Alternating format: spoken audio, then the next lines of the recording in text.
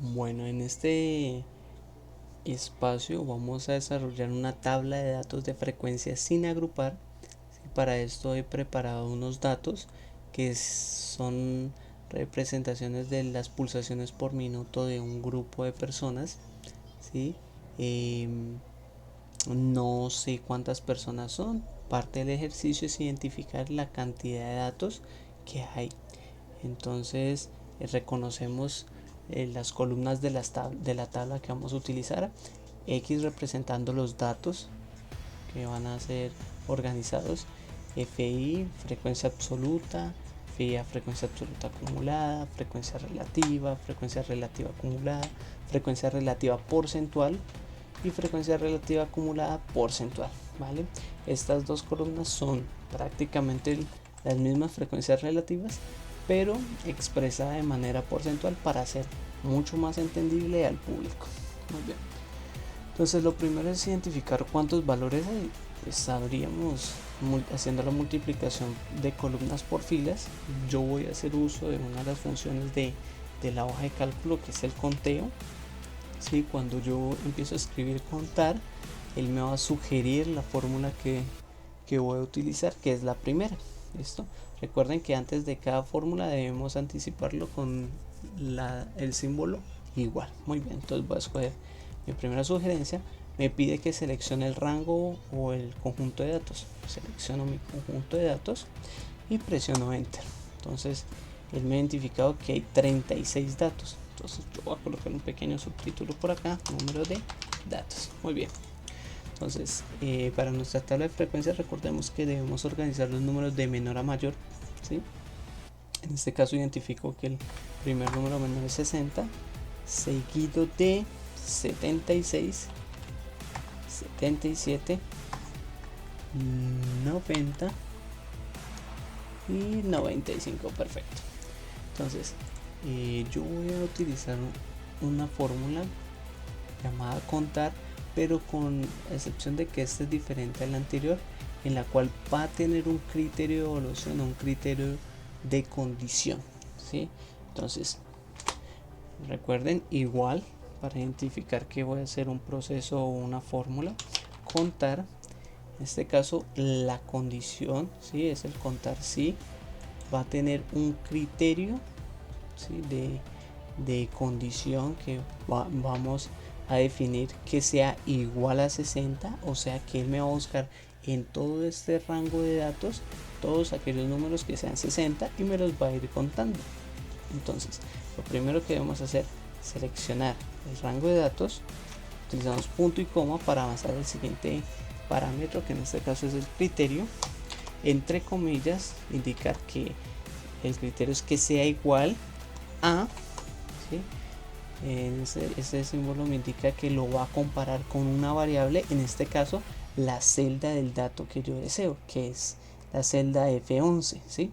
Que me contiene el número 60, o sea que me va a comparar todos los datos que sean 60 y me los va a contar. Presionamos enter y él ya identifica que son 16. Yo puedo arrastrar la fórmula hacia los demás, pero voy a tener un inconveniente, que el rango, a su vez, el rango es el de símbolo amarillo, ¿sí? El definido por el símbolo amarillo.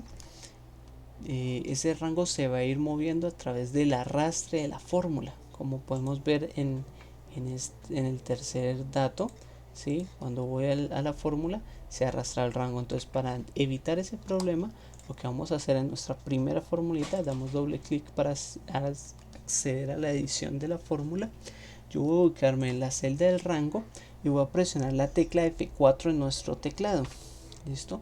Él va a ubicar el símbolo de pesos antes y después de la letra de cada celda, haciendo una inmovilización de estas. ¿Listo? Lo que nos va a servir en este momento es que cuando arrastremos la fórmula nuevamente, vamos a tomar de nuevo el dato número 3, ahora el rango se mantiene en su sitio, ha sido inmovilizado, ¿vale?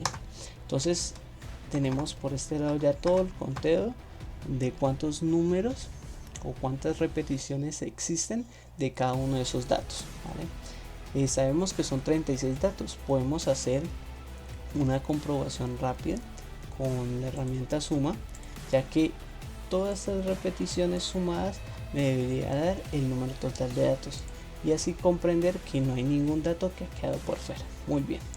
Ahora, la frecuencia absoluta acumulada, pues como su nombre lo indica, es la acumulación de la frecuencia que ya hemos adquirido. Esta nos va a servir para concluir o dar información relevante por medio de intervalos o definir ciertos criterios, ¿sí?